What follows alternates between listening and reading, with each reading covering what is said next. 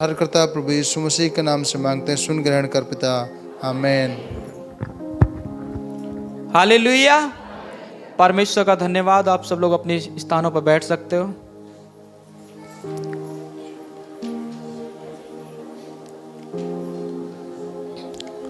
सबको जय मसीह की। हम प्रभु का कोटि कोटि धन्यवाद करते हैं कि प्रभु ने अभी तक हमें संभाला और आप सबकी मौजूदगी यहाँ है आज के वचन के लिए, आज की आराधना करने के लिए। तो प्रभु का धन्यवाद करते हैं। प्रभु आप सबको आशीषित करने पाए, पवित्र आत्मा आप सबके जीवन में आज अद्भुत कार्य करें। तो हम प्रभु का धन्यवाद करते हैं। आज के वचन में जाओ उससे पहले सूचनाएं सुनेंगे, उसके बाद हम लोग आज के वचन को सुनेंगे। आने वाला शुक्रवार में लोगों नाइट प्रार्थना होगी और हर महीने हम लास्ट फ्राइडे को नाइट प्रार्थना करते हैं। तो परमेश्वर से प्रार्थना ही करें आने वाले शुक्रवार को प्रभु अद्भुत कार्य करने पाए। और इस छुटकारे के महीने के अंदर हम उस नाइट प्रार्थना के अंदर छुटकारे की घोषणाएं करेंगे। पूरी रात वो छुटकारे की घोषणाएं होंगी। जो भी बीमारी है, जो भी समस्या है, जो भी बंधन है, उन सब के ऊपर हमें ब्रेक थ्रू मिलेगा। परमेश्वर कार्य करेगा। हालेलुया। तो इस नाइट प्रार्थना में हम चाहते हैं आप सब अपना काम, अपनी नींद, अपना बेड बिस्तर छोड़कर परमेश्वर के भवन में आइए और परमेश्वर की आराधना, परमेश्वर से प्रार्थना कीजिए। पूरी रात परमेश्वर कार्य कर। रात की प्रार्थना बहुत सामर्थ्य होती है। अभी हमारी चैन प्रार्थना चल रही है और इस चैन प्रार्थना में आप में से भी कई सारे लोग शामिल हैं। और आज 23वां दिन है इस चैन प्रार्थना को लगातार चलते हुए। 1 मार्च से ये लगातार चल रही है और अगले 8 दिन और ये चलेगी। 31 मार्च रात को 12 बजे ये प्रार्थना, चैन प्रार्थना हमारी समापन होगी, है ना। तो ये चैन प्रार्थना का मकसद क्या है? इस चैन प्रार्थना का एक ही मकसद है कि कलीसिया का एक एक विश्वासी, कलीसिया का एक एक भाई बहन जो यीशु मसीह पे विश्वास करता है, उसके जीवन में यदि कोई भी बंधन है किसी भी प्रकार का, उन सब से वो छूटे और अपने जीवन में नए नए कामों को देखे। वो केवल बीमारी का बंधन नहीं, जैसा भी बहन ने बताया 4 बंधनों से छूटी। क्या क्या बताया? गलत सोच विचारों से निकल गई, गुस्से के बंधन से आज़ाद हो गई, आलस के बंधन से आज़ाद हो गए। तो ये बंधन है, तो इनसे हमें ब्रेक थ्रू मिलना जरूरी नहीं। तो हम आत्मिक रीति से हम बढ़ नहीं पाएंगे, हम वही डाउन रहेंगे। आज हम यहाँ पर, कल यहाँ पर। आज एक दिन हमारा विश्वास बहुत ऊंचा होगा, एक दिन नीचे चला जाएगा। इसलिए इन बंधनों से हमें आज़ादी चाहिए। और उपवास भी चल रहा है इन दिनों 21 दिन का। और 21 दिन केवल आपके साथ नहीं है, ये हमारी टीम कर रही है कि कलीसिया के लोगों को छुटकारा मिले। और आप सब भी उपवास करना। इस शुक्रवार से लेकर संडे तक 3 दिन का उपवास रहेगा। आप लोग इन तीनों दिन उपवास कीजिए और तीनों दिन प्रार्थना होगी चर्च के अंदर। शुक्रवार के दिन शाम को 5 बजे प्रार्थना होगी। समय चेंज कर रहे हैं अभी से ही, शाम को 5 बजे प्रार्थना करेंगे शुक्रवार के दिन। उसके बाद हम लोग रात को 10 बजे प्रार्थना करेंगे नाइट प्रार्थना में। उसके बाद शनिवार को 5 बजे प्रार्थना करेंगे। उसके बाद हम संडे के दिन इसी प्रकार से हम लोग मिलेंगे। तीनों दिन संगतियाँ होने वाली, तीनों दिन प्रार्थनाएं होंगी। तो आप कोशिश करना इन सभी प्रार्थनाओं में शामिल होने की। एक भी प्रार्थना या आपकी मिस ना हो, सभी प्रार्थनाओं में आप लोग सम्मिलित रहना। परमेश्वर का धन्यवाद करते ये सब सूचनाएं जिनको द्वारा परमेश्वर आप सबको आशीषित करें। आइए मेरे साथ एक वचन निकालेंगे।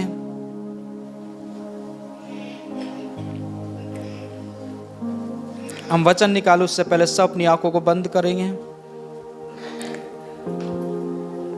प्रार्थना करेंगे।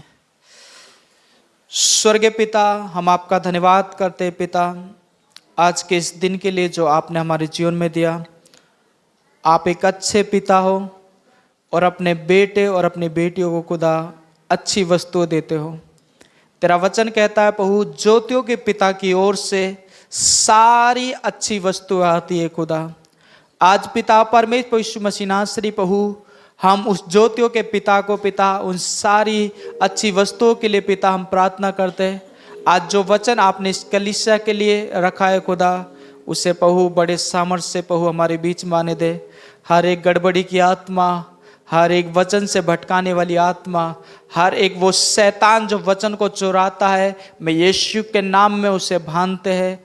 आज ये वचन उस अच्छी भूमि पर गिरे जहाँ ये वचन फलवंत हो पिता, ये वचन बढ़े खुदावंद यीशु मसीह।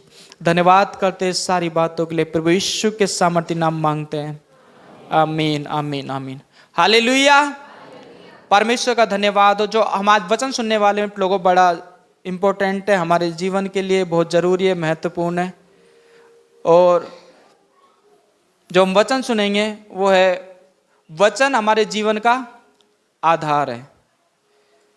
जैसे इस बिल्डिंग का एक आधार है, यदि इस बिल्डिंग का उस आधार को पे इस बिल्डिंग को ना रखे तो ये बिल्डिंग क्या होगी,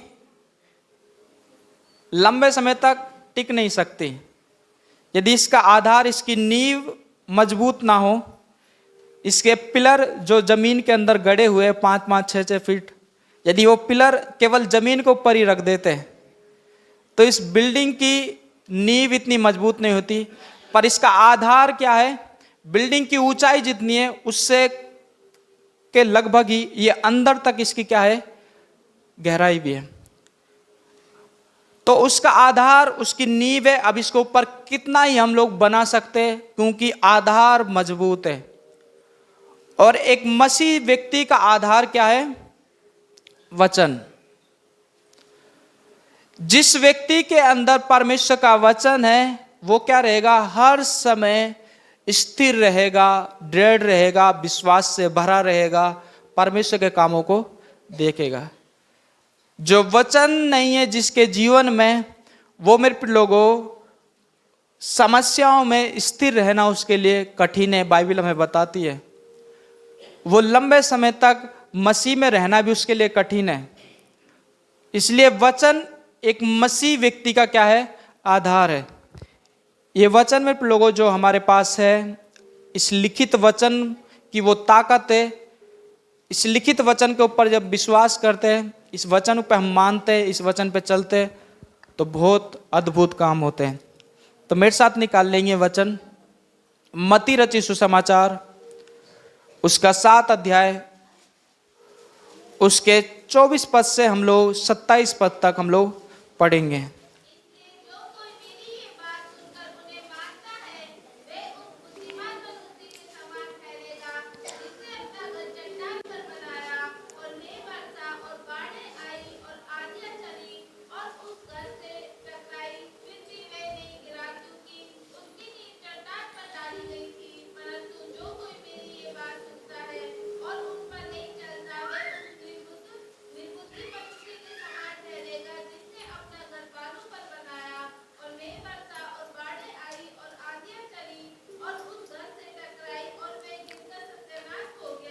ठीक है, परमेश्वर आशीष करे इस वचन के द्वारा।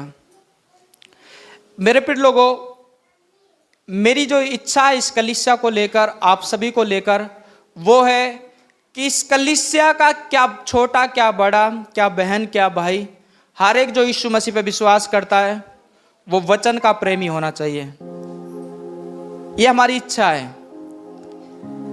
भले ही आप बड़ी बड़ी चीजों को करने वाले ना हो, पर एक चीज में आप लोग बड़े दृढ़ होने चाहिए, वचन के प्रेमी, वचन को मानने वाले।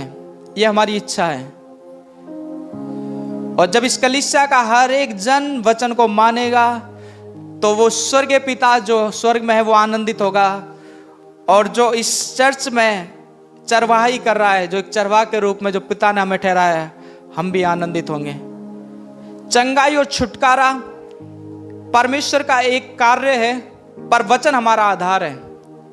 वचन हमारा आधार है। जिनके जीवन में लोगों, जिन्होंने वचन को अपनी नींव बना रखी है, वचन पे जो लोग खड़े हैं, वो लोग मेरे लोगों स्थिर रहेंगे हर समय। पर जो लोग वचन को ना सुनते, ना मानते, ना वचन को चलते, वो लोग मेरे लोगों, उनका पता नहीं वो कितने समय तक स्थिर है। जिस दिन आएगा आंधी, जिस दिन आएगी तूफान, गिर जाएंगे। तो यहाँ पर वचन में क्या लिखा हुआ है, शुरुआत में ही लिखा हुआ है, इसलिए जो कोई मेरी बातें सुनकर उन्हें मानता है। इस कलीसिया के अंदर सभी लोग बैठे हैं, 100-125 लोग हैं। परमेश्वर का वचन क्या कहता है, जो मेरी बातें सुनता है और उन्हें मानता है, वो कैसा है, बुद्धिमान व्यक्ति के समान है। और जब आप नीचे पढ़ोगे, नीचे लिखा है जो मेरी बातें सुनता है और उन्हें मानता नहीं है, वो कौन है? मूर्ख व्यक्ति के समान है। आप सभी वचन सुन रहे हो अभी, पर जो लोग वचन को मानेंगे वो कौन है? बुद्धिमान। जो वचन को केवल सुन रहे हैं और फिर मान नहीं रहे, बाइबल उन लोगों को मूर्ख बताती है, मूर्ख बताती है। जब आप मत्ती रचित सुसमाचार और जब आगे पढ़ोगे तो वहां पर मेरे लोगों परमेश्वर का वचन 10 कुंवारियों के विषय में लिखा हुआ है। 5 बुद्धिमान, 5 मूर्ख। परमेश्वर के राज्य में कौन गया? बुद्धिमान। मैं आपको क्या बता रहा हूं, परमेश्वर के राज्य में कौन जाएगा? बुद्धिमान। और बुद्धिमान कौन है? जो परमेश्वर के वचन को मानता है। यदि आप परमेश्वर के वचन को मानते हो तो ये वचन आपको बुद्धिमान बताता है। और यदि आप बुद्धिमान हो तो जिस दिन यीशु मसीह स्वर्ग पे बादलों पे आएगा, आप उस परमेश्वर के साथ क्या करोगे? जाओगे। वो 10 लोग भी कलीसिया है, कलीसिया के अंदर वो 5, वो भी बाट जो रही थी, वो भी बाट जो रही थी। पर वचन को मानने वाले लोग कौन है? बुद्धिमान है, बुद्धिमान है। बहुत सारे लोग हैं जो केवल वचन सुनते हैं, मानते नहीं है, मानते नहीं। और इससे ये आप अपने आप को देखिए, आपने पिछले संडे वचन सुना, कितने लोगों ने उस वचन को मानकर वैसा ही करने का प्रयास करा। अभी कई सारे लोगों को वो वचन याद भी नहीं होगा, आपने जो पिछले रविवार सुना, पिछले 7 दिन पहले जो वचन सुना।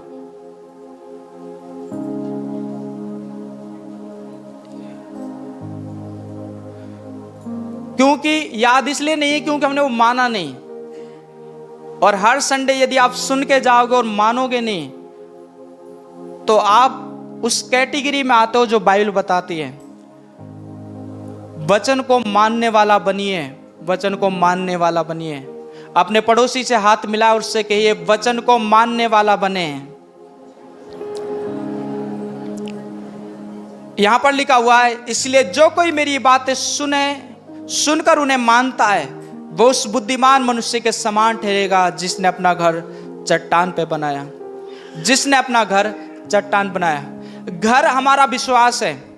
विश्वास इस जगह सब करते हैं। विश्वास करते हो इसलिए यहां पर बैठे हो आप लोग, यीशु मसीह पर विश्वास करते हो इसलिए आप सब लोग यहां पर बैठे हो। तो जो घर है वो हमारा विश्वास है।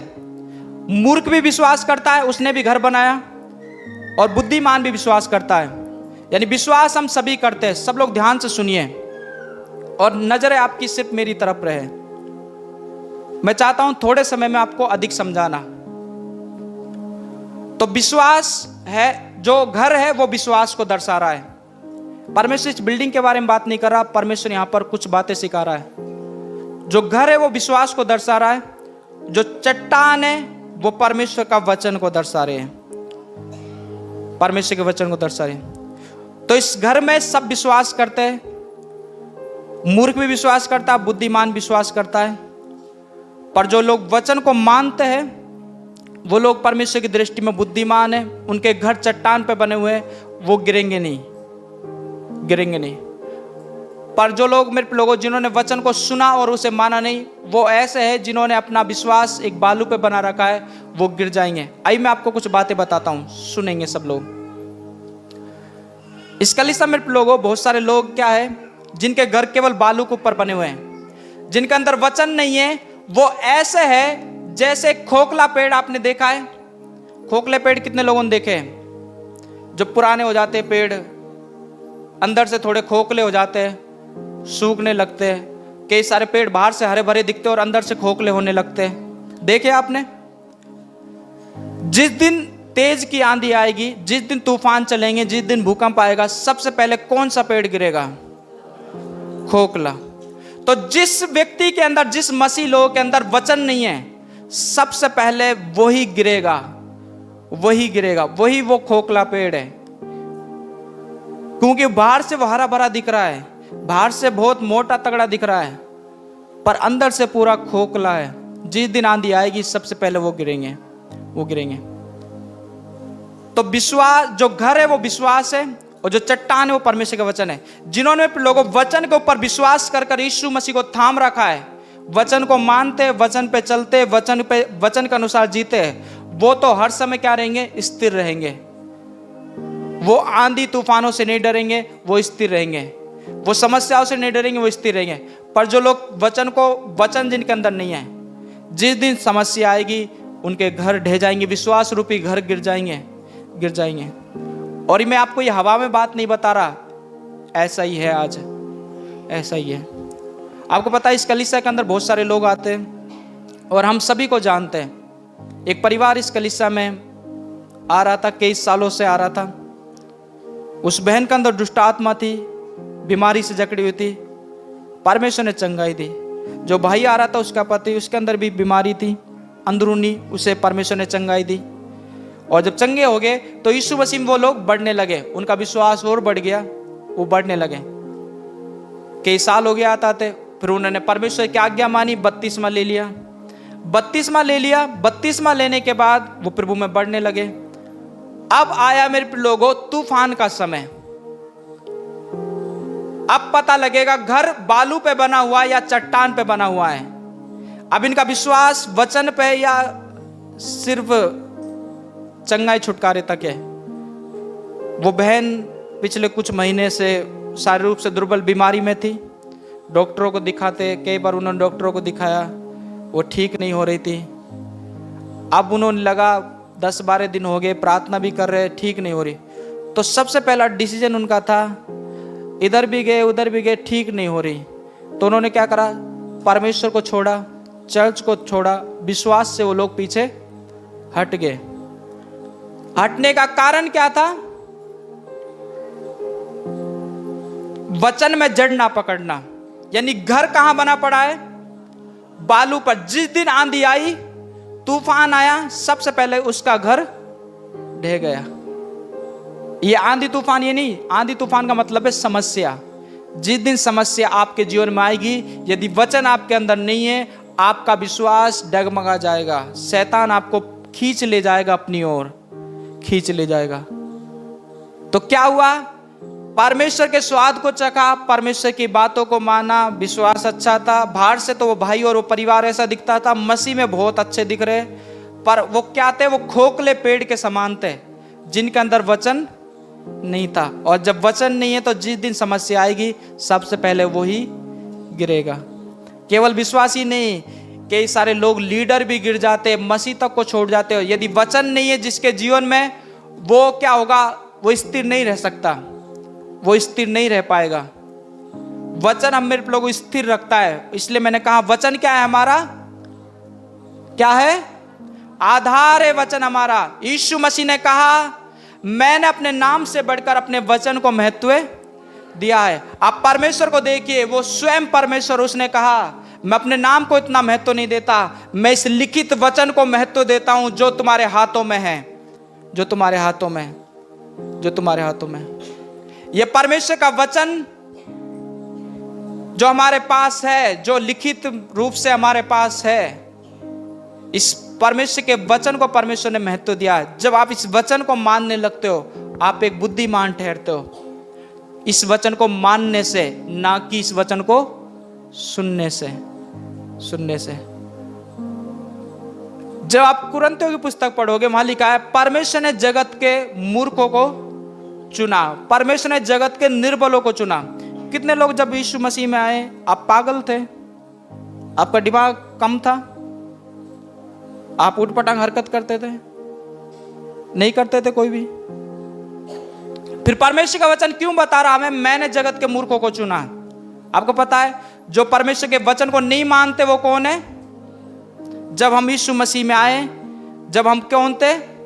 मूर्ख। इसलिए प्रभु कहता है मैंने जगत के मूर्खों को चुना है। मूर्ख कौन है? जो वचन नहीं मानता।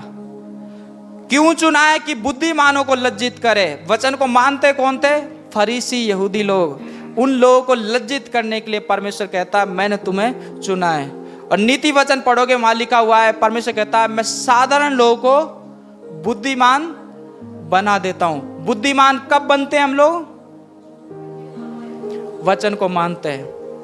यदि केवल आप वचन को सुनने वाले हो, और कई सारे लोग तो वचन को सुनने वाले भी नहीं है, वो वचन के समय सोने वाले हैं, तो केवल आप सोने वाले और सुनने वाले हो तो बाइबिल उन लोगों को मूर्ख बताती है, पर यदि आप वचन को सुनते हो और उसे मानते हो तो बाइबिल उन लोगों को क्या बताती है?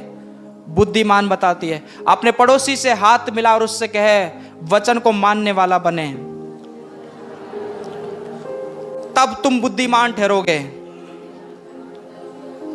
उससे कहिए तुम्हें बुद्धिमान बनना है। हालेलुया। और बुद्धिमान तभी बनोगे, आपको लंबी लंबी डिग्रियां लेने की जरूरत नहीं है, केवल इस वचन को मानना है। इस वचन को मानने के द्वारा हम लोग बुद्धिमान बनेंगे, इस वचन को मानने के द्वारा। और जिस दिन प्रभु यीशु मसीह आएगा वो किन लोगों को लेके जाएगा? बुद्धिमानों को। मूर्ख स्त्रियों को 5 को छोड़ गया, 5 दुल्हन को छोड़ गया, बुद्धिमान दुल्हन को अपने साथ ले गया। तो यदि आपके अंदर अभी मूर्खता है, वचन को मानते नहीं हो, यहाँ पास्टर सिखाता रहता है, हम लगे हुए सिखाने में वचन, यदि आप मान नहीं रहे हो तो आप अपने आप को पहचान सकते हो अभी मैं कहाँ हूँ। और जिस दिन यीशु मसीह आएगा, मुझे ये पता है जो वचन को मान रहे वो तो 101% जाएंगे स्वर्ग में, पर जो नहीं मान रहे उनके लिए बाइबल में लिखा है दरवाजा बंद हो गया, उनके लिए दरवाजा बंद हो गया। तो इस कलीसिया का जो हमारी इच्छा है, जो हमारी विल है, जो हमारी इच्छा है कि इस कलीसिया का हर एक जन वचन को मानने वाला हो, वचन का प्रेमी हो, वचन का प्रेमी हो। जब वचन के प्रेमी होंगे तो बुद्धिमान होंगे, और बुद्धिमान होंगे तो स्वर्ग का राज्य आप लोगों के लिए होगा। हालेलुया, आपके लिए होगा। तो हमें लोगों उस बुद्धिमान बनना है, बुद्धिमान बनना है, बुद्धिमान बन। और यहाँ पर जब आप इसको पढ़ोगे तो वहाँ लिखा हुआ है, कई सारे लोग लगता है कि समस्या तो अधर्मियों पे ही आती है, धर्मियों पे नहीं आती। बाइबल बताती है दोनों घरों पे आई, चट्टान पे बने हुए घर पे भी आई। जो वचन को मान रहा था उसके ऊपर भी आई, जो वचन को नहीं मान रहा था उसके ऊपर भी समस्या आई, दोनों घरों पे आई। तो क्या लिखा हुआ है? जो वचन को मान रहा था उसका घर चट्टान पे है, तो क्या हुआ? उससे टकराई और लौट गई। पर जो वचन को नहीं मान रहा था उसके घर को ही वो गिरा गई।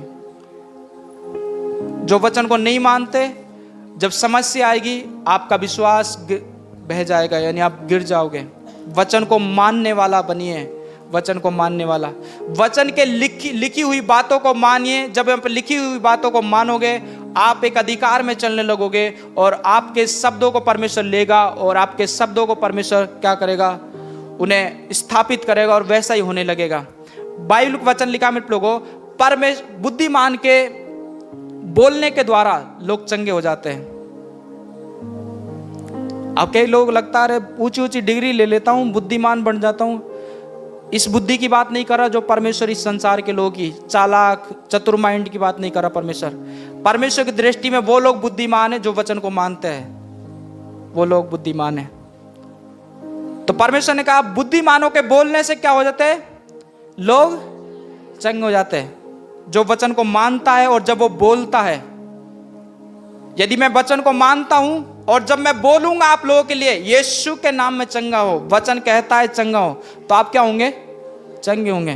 और मैं वचन को नहीं मानता और मैं बोल रहा हूं, वहां नहीं होगा। मूर्खों के मानने से, मूर्खों के बोलने से लोग चंगे नहीं होते। बुद्धिमान के बोलने से क्या होते? लोग चंगे होते हैं। और बुद्धिमान कौन है? कौन है?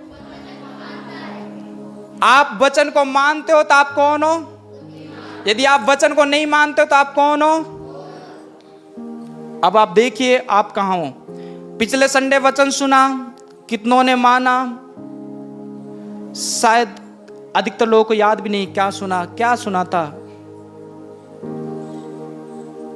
तो हमें देखिए हम अभी कहां हैं। जिस दिन यीशु मसीह आएगा कहीं हम गेट के बाहर खड़े ना रह जाएं, दरवाजा बंद ना हो जाए। परमेश्वर मूर्खों को लेने नहीं आ रहा। परमेश्वर ने मूर्खों को चुना जरूर है, पर यह नहीं कहता प्रभु कि मैंने मूर्ख चुना है तो मूर्ख ही बना रहे। परमेश्वर कहता अब तू बुद्धिमान बन, और बुद्धिमान को मैं लेने के लिए आऊंगा। हालेलुया। तो क्या करना है?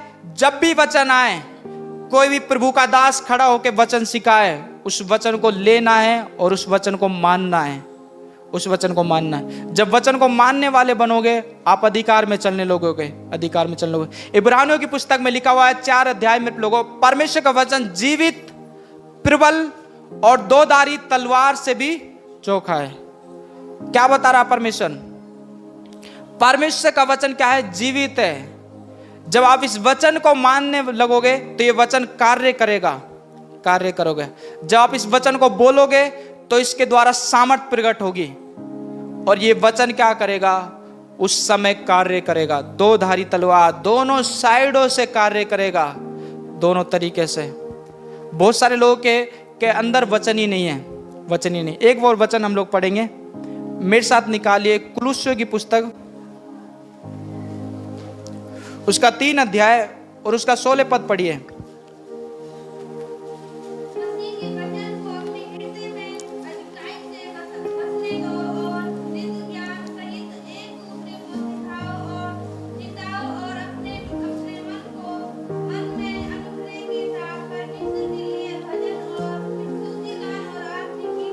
ठीक है, प्रभु आशीष करे।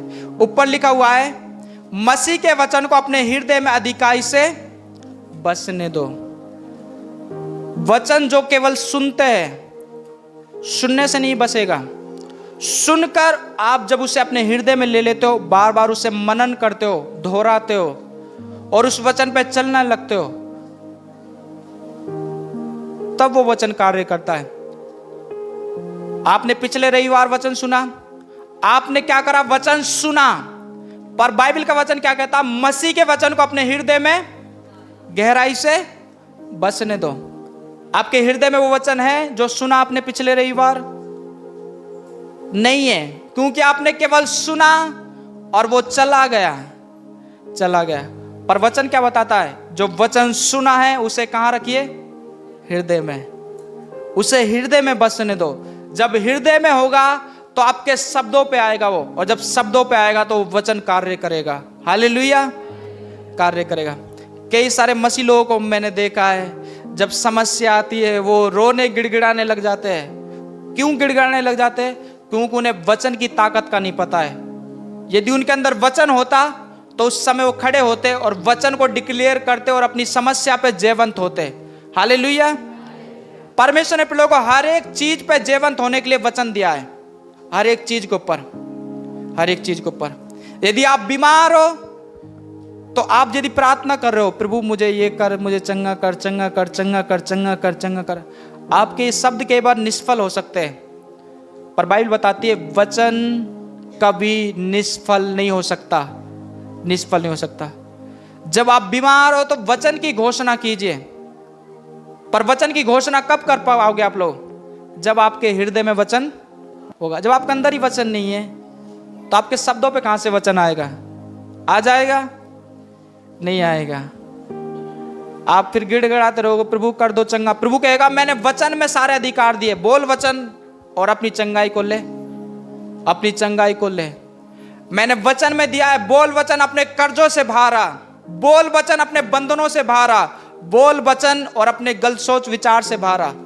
पर हम गिड़गिड़ाते रहते हैं, प्रभु ये कर वो कर। प्रभु कहता मैंने वचन में सारा अधिकार दे दिया है। वचन को बोलो, वचन को बोलने के द्वारा तुम्हारे जीवन में क्या आएगा? कार्य होगा। पर वचन तभी बोलेंगे जब हमारे जीवन में वचन हृदय में होगा। हृदय में वचन नहीं होगा तो क्या बोलेंगे? क्या बोलेंगे? जो हमें आता है, क्या आता है हमें? कुड़कुड़ाना आता है, बुड़बुड़ाना आता है, लोगों से लड़ना आता है, लोगों के ऊपर क्रोध करना आता है, समस्या में परेशान होना आता है। तो यही होंगे, जो आता है वही करेंगे आप लोग। अपने पड़ोसी से बोलिए जो आपको आता है वही करोगे आप समस्या के समय। हालेलुया।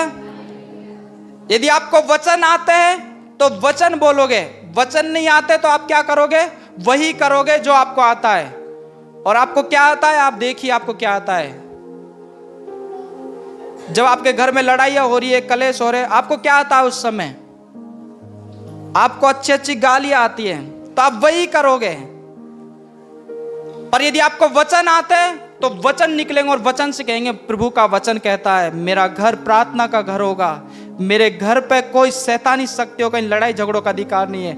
आप वचन की घोषणा करोगे, जो आपको आता है वही आप करोगे। इसलिए क्या आना चाहिए आपको? आपके अंदर वचन होने जरूरी है। यीशु मसीह की परीक्षा करने शैतान आया।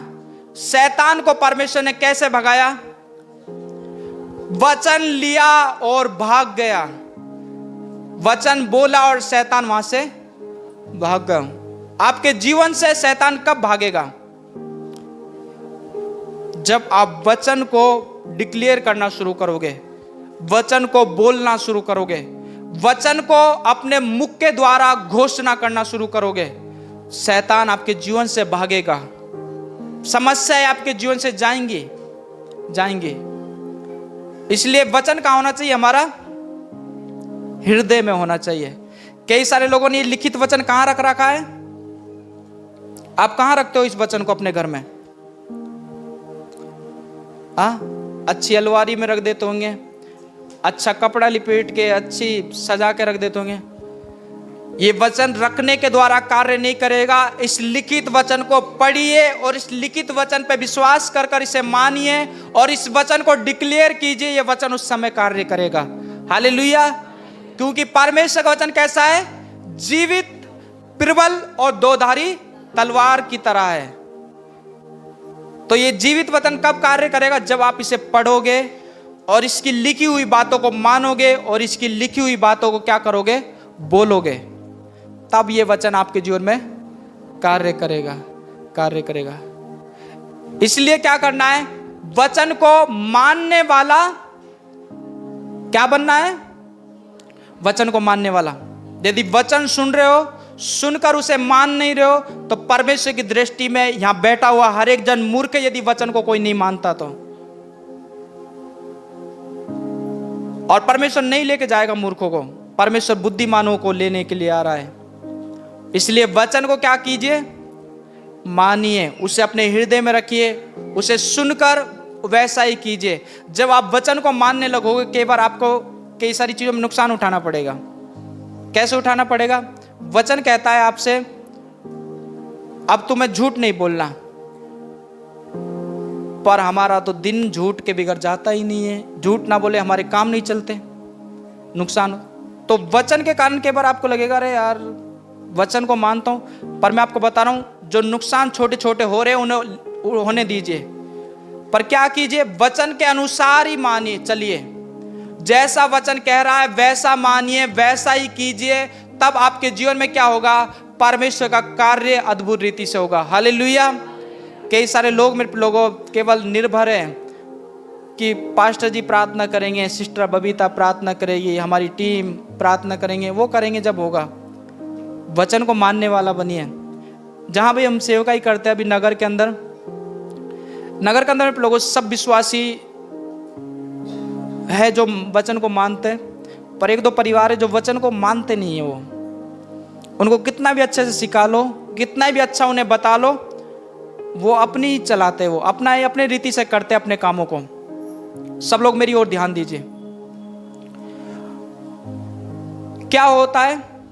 जो वचन को मानने वाले, उनके अभी तक फोन नहीं आते, क्योंकि जब उनके समस्या आती है तो प्रार्थना करते और वचन को डिक्लेयर करते और वो उसी से निकल जाते हैं। पर जो वचन को मानने वाले नहीं है, उनके हर दिन में 1 या 2 बार फोन आते हैं, पास्टर जी रात के 2 बजे शैतान परेशान कर रहा है, प्रार्थना कर दो।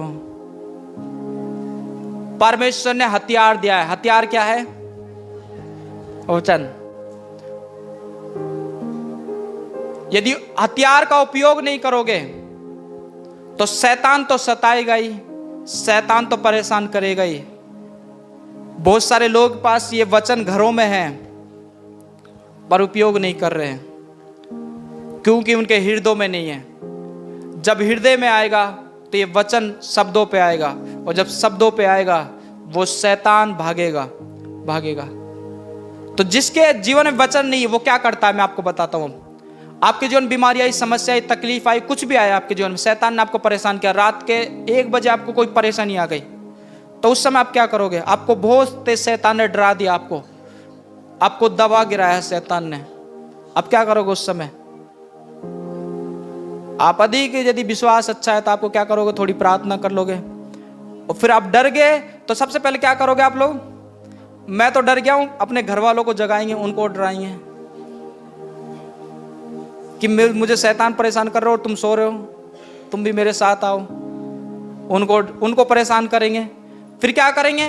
फिर रात के समय फिर पास्टर के पास फोन करेंगे, फिर पास्टर की नींद खराब करेंगे और फिर पास्टर जी प्रार्थना करेंगे, फिर आप सोएंगे। तो जिनके पास वचन नहीं है वो क्या करेंगे? मदद के लिए भागेंगे, इधर उधर भागेंगे वो लोग। पर जिसके पास वचन है वो अपनी तलवार उठाएंगे और उसी समय शैतान को क्या करेंगे? भगाएंगे अपने जीवन से। तो जिन लोगों के पास वचन नहीं है, जिनके अंदर वचन नहीं, जो वचन को मानने वाले नहीं है, जब भी समस्या आएगी आप मदद के लिए भागना शुरू कर दोगे। कभी अपने घर वालों के पास, कभी पड़ोसी के पास, कभी किसी के पास, कभी किसी के पास वचन है तो आपको पता है प्रभु का वचन कहता है मैं तलवार उठाऊंगा, शैतान भागेगा। वचन दोधारी तलवार है। हालेलुया। वचन दोधारी तलवार है। आज मैं आपसे मेरे लोगों थोड़ी देर और कुछ बातें बताऊंगा, आपको सिखा रहा हूं। आप मान लीजिए मेरे लोगों, आपको बीमारी से निकलना है, तो बीमारी से निकलने के लिए आप कौन सा वचन बोलोगे? भैया जी आप कौन सा वचन बोलोगे यदि बीमारी से निकलना आपको?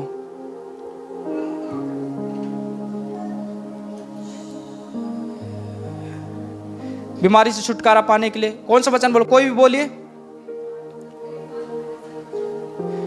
अब जिनको याद है बीमारी से निकलने के लिए इस वचन को बोलूंगा, तो वो तो क्या करेंगे? इस वचन की टैबलेट को ले लेंगे,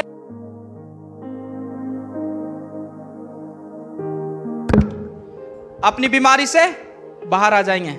अब जिनके अंदर वचन नहीं है, अब वो क्या करेंगे? अब उनको अब क्या बोलेंगे वो? तो परमेश्वर ने हर एक चीजों से निकलने के लिए क्या दिया है? वचन दिया है। यदि आप बीमार हो तो प्रभु कहता है इस टैबलेट को लो, ये वचन तेरे जीवन में चंगाई को भेजेगा, चंगाई को भेजेगा। हालेलुया। परमेश्वर ने कहा मेरे मार खाने से, कोड़े खाने से तुम चंगे हो गए हो। जब आप विश्वास से घोषणा करोगे आपका अपने जीवन में चंगाई आएगी। अब आप मान लीजिए आप क्या है? गरीब हो, गरीब हो। गरीबी से निकलने के लिए आप कौन से वचन को डिक्लेयर करोगे?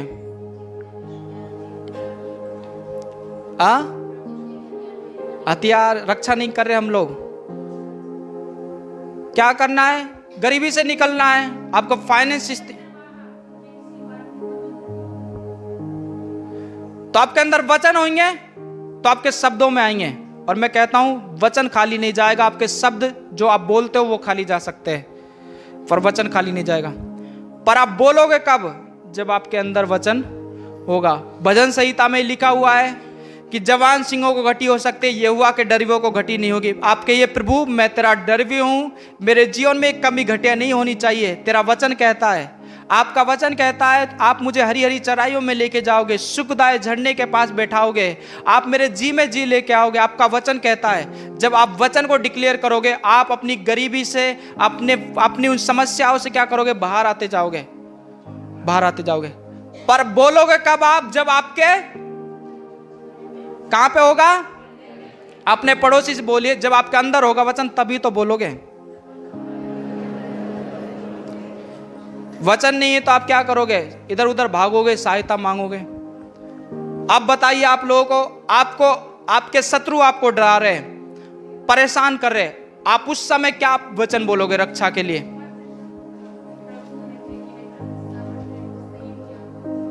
वचन होगा तो रक्षा के लिए प्रभु ने बहुत वचन दिए। भजन संहिता 51 में पढ़िए, वचन में लिखा है कि तेरे दाहिने और 1000 बाएं और 1000 गिरेंगे तुझे छुएंगे नहीं, यहोवा हमारा रक्षक है। आप वचन आपके अंदर है तो आप अपनी रक्षा को परमेश्वर के वचन के द्वारा उस समय मांग सकोगे। वचन नहीं है तो क्या करोगे? सहायता के लिए भागोगे उधर उधर, और जब सहायता किसी से नहीं मिलेगी तो फिर क्या होगा?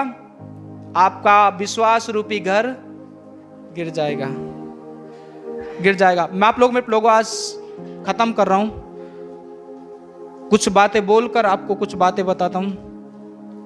यदि आपके अंदर वचन नहीं और वचन को मानने वाले नहीं हो, यदि इस साल के अंदर किसी भी महीने में आपके जीवन में समस्या आई और आप सहायता के लिए भागोगे उधर उधर, और यदि आपकी सहायता नहीं मिली आपको, तो आप क्या करोगे? विश्वास से पीछे हट जाओगे, चर्च छोड़ जाओगे, मसीह का इनकार कर दोगे इनकार। भले ही आप अभी विश्वास से भरे हुए हो, अरे मैं नहीं कर सकता, मैं तो यीशु मसीह का बहुत प्रेमी हूं, मैं तो यीशु मसीह को दिल जान से प्रेम करता हूं, जीना मसीह मरना मसीह है। ऐसे लोगों को मसीह को छोड़ते हुए देखा है जो ये बोलते थे।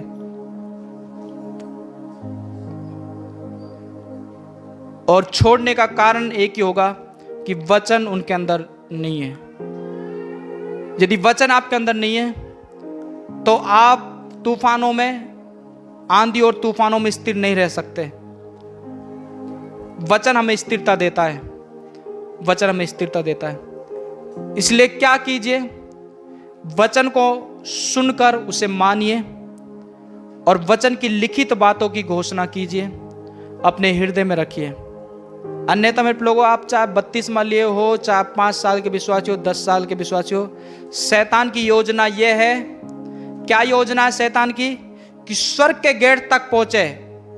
वो आपका पीछा वहां तक करेगा, गेट तक, स्वर्ग के गेट तक, कि कैसे ना कैसे इसे विश्वास से हटा दिया जाए, कैसे ना कैसे कुछ भेजू इसके जीवन में, तकलीफ भेजू, वो भेजू, इसे स्वर्ग में एंट्री ना दूँ, इसको घुसने ना दूं। इसलिए प्रभु का वचन कहता है, क्या कहता है? जो अंत तक विश्वास धरे रहे, जो अंत तक स्थिर बना रहे, वो परमेश्वर के राज्य में जाएगा, उसे जीवन का मुकुट मिलेगा। ये नहीं 1 साल विश्वास करने के बाद, 2 साल विश्वास करने के बाद, कुछ दिन रहने के बाद, कुछ दिन नहीं रहने के बाद। इसलिए वचन की जड़ को पकड़िए। वचन हमारा आधार है, वचन हमारा आधार है। प्रभु यीशु मसीह ने सब कुछ वचन के द्वारा बनाया। हर एक चीज जो आप देखते हो वचन के द्वारा सृजी गई है। यीशु मसीह को देखिए, दुष्ट आत्माओं को वचन के द्वारा भगाता था, बीमारों को वचन के द्वारा चंगा करता था। और अभी हम भजन संहिता में पढ़ लेते, वो वचन को भेजता है और चंगा करता है। तो ये वचन छुटकारा लाता है। जब आप इस वचन को मानने लग जाते हो तो ये वचन आपके जीवन में क्या करता है? कार्य करता है। इसलिए इस कलीसिया का चरवाहा होने के नाते हमारी इच्छा है, हमारी टीम, हमारे पासवान की इच्छा है कि इस कलीसिया का हर एक जन वचन का प्रेमी हो, वचन को मानने वाले हो, वचन को सुने और उसे माने। सारी चीजें आपकी पीछा करेंगी यदि आप वचन को मानने वाले हो। सारी आशीष है। परमेश्वर ने मेरे लोगों पुराने नियम में इस्राएल से कहा, यदि तुम मेरी आज्ञाओं को मानो तो जो विपत्तियां मैंने मिस्रियों पे भेजी एक भी तुम पे नहीं आएगी। जो विपत्तियां इस संसार में आ रही है, आर्थिक मंदी आ रही है, गरीबी आ रही है, लोग महंगाई से परेशान है, बीमारियों से परेशान है, महामारियों से परेशान है, कर्जों से परेशान है, प्रभु कहता है यदि तुम मेरी आज्ञाओं को मानो तो ये विपत्तियां तुम्हारे जीवन में नहीं आएंगी। यदि वचन को मानो, यदि वचन को ना मानो। इसलिए मैं आपसे कहना चाहता हूं, वचन को सुनिए, उसे मानिए। जो आज आप वचन सुन रहे हो, यदि ये आपके हृदय में नहीं रहता तो फिर मेरे लोगों, आप कितने साल तक यहां बैठे हो मैं नहीं जानता। फिर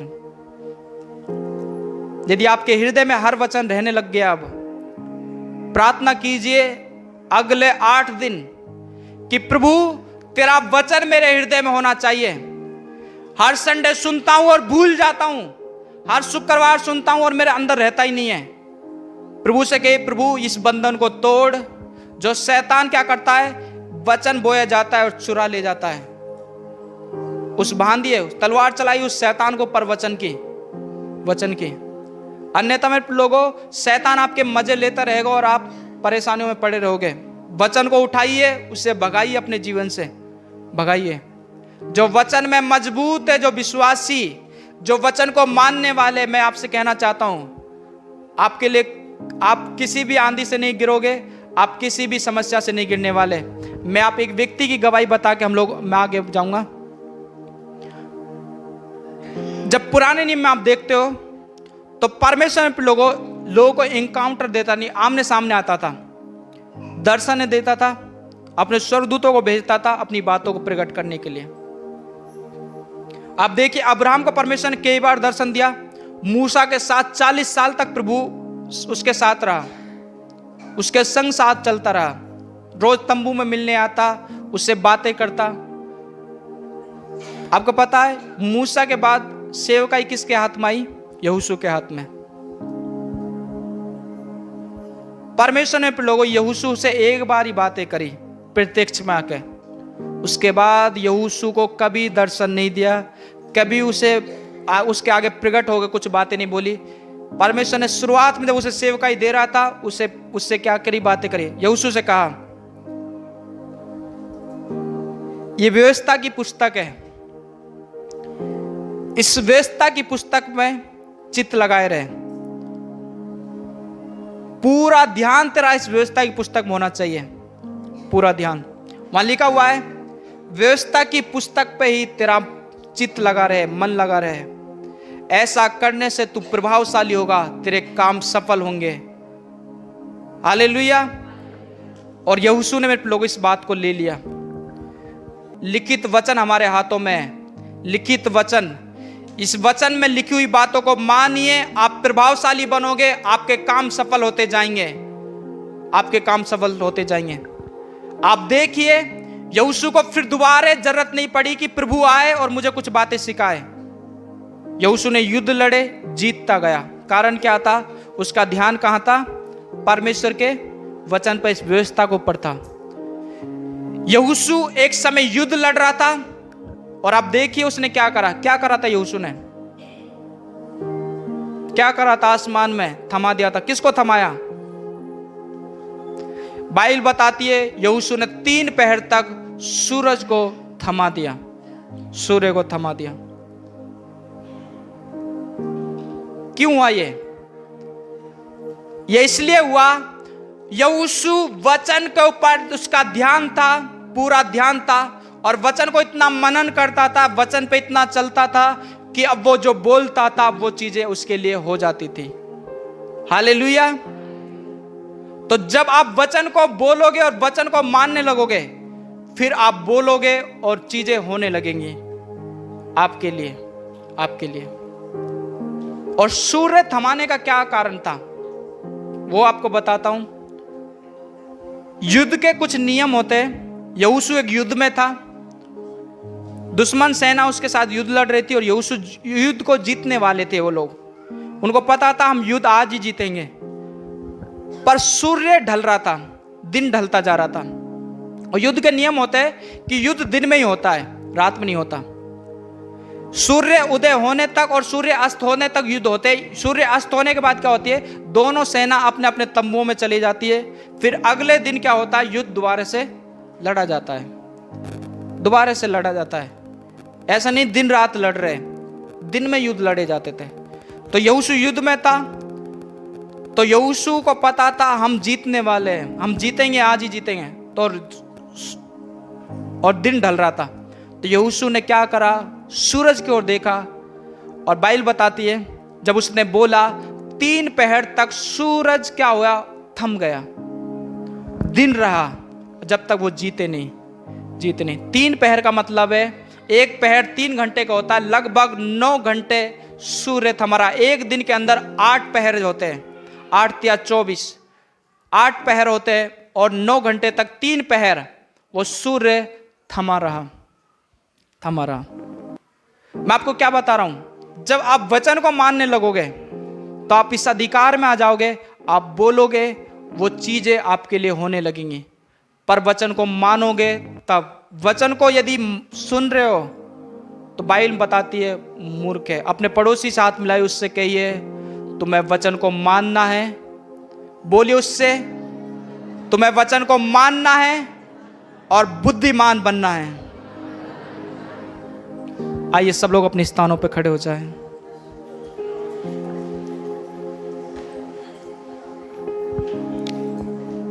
कलीसिया, यदि आप यीशु मसीह पे विश्वास करते हो तो आपको मेरे लोगों स्थिर एक चीज रखेगी, वो है वचन का मानना।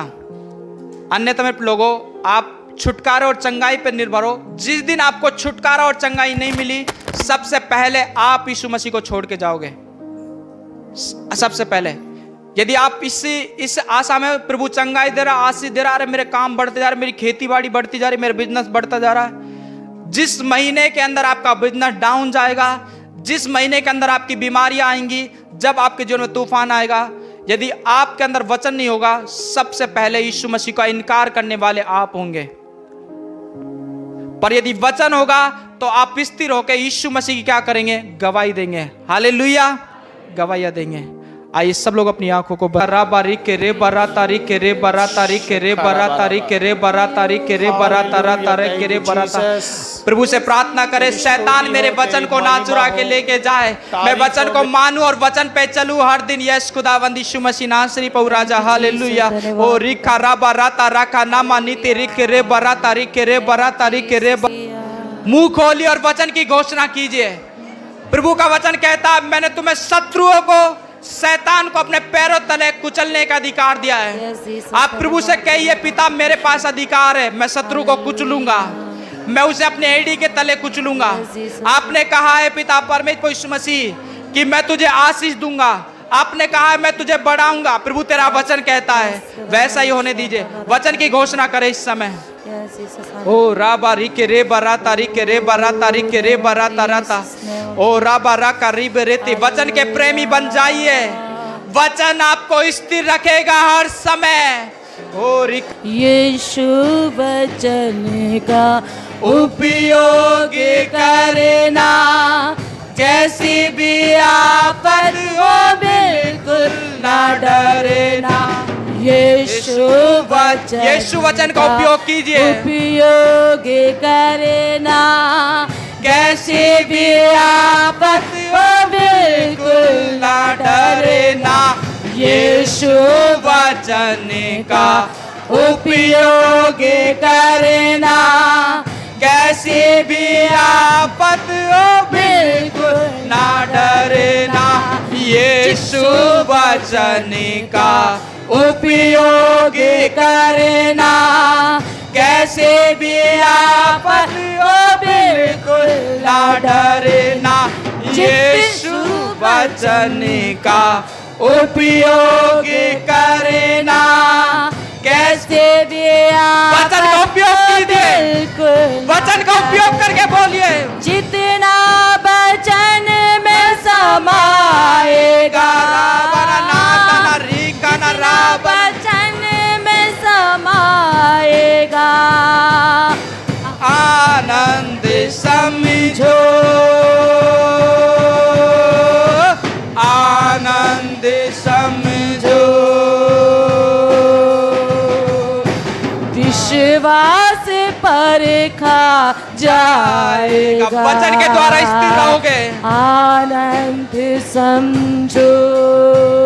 जब शैतान तुम्हें डराए, शैतान तुम वचन की तलवार उठाइए और उसे भगाइए। हर एक परीक्षा से, शैतान की चालों से, शैतान तुमको डरा सामर्थी नाम में, आनंद यीशु के नाम में शैतान की हर एक युक्तियों को मैं इस कलीसिया के जीवन से अभी इसी वक्त कैंसिल करते हैं।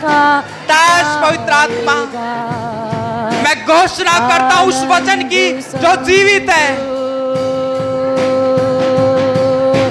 शैतान तुमको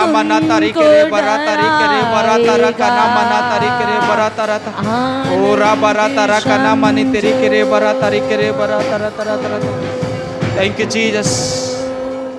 वचन आप लोग को स्थिर रखेगा। खुदा बाप तेरा धन्यवाद देते प्रभु। आज आपका हाथ ही आपके ऊपर लैंड है। सब अपने सरों पर अपना हाथ रखिए। आप जिस बंधन में हो उस बंधन के लिए वचन बोलिए। यदि आप बीमारी के बंधन में हो, आज ये वचन बोलिए, यीशु तेरे मार खाने से, कोड़े खाने से मैं चंगा हूं। यदि आप गरीबी में हो, इस वचन को बोलिए, प्रभु जवान सिंहों को घटी होगी। पर मुझे घटी नहीं होगी पिता, मुझे घटी नहीं होगी, तेरा वचन कहता है। Praise you, God. यदि आप अपने जीवन में सताव महसूस कर रहे हो, समस्याओं को देखकर आप कहिए यहोवा मेरा रक्षक है, मुझे कुछ हानि ना होगी, कोई मेरा कुछ नहीं कर सकता, Praise you, God. धन्यवाद कोई कुछ नहीं कर सकता।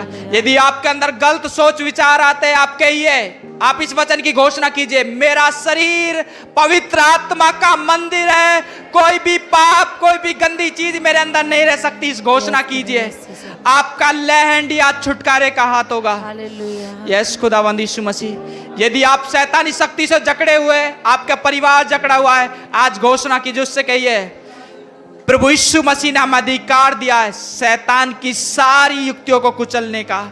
उसने कहा तुम जवान सिंह को कुचलोगे, अजगर को लताड़ोगे। यस खुदावंद यीशु मसीह नासरी प्रभु, आज वचन बोलिए और अपना छुटकारा ले लीजिए। Yes, God. जैसा आपका बंधन है, बंद छुटकारे की घोषणा कीजिए, वचन आपके जीवन में कार्य करेगा। Thank you Jesus. आइए हम सब लोग प्रार्थना में जाएंगे, परमेश्वर का धन्यवाद करें।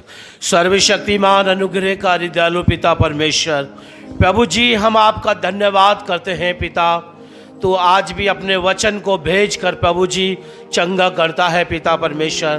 तमाम प्रकार के बंधन यीशु मसीह के नाम में टूटने पाए प्रभु जी। आज आप इस कलीसिया को प्रभु जी तमाम चीज़ों से आप छुटकारा दीजिए पिता, छुटकारा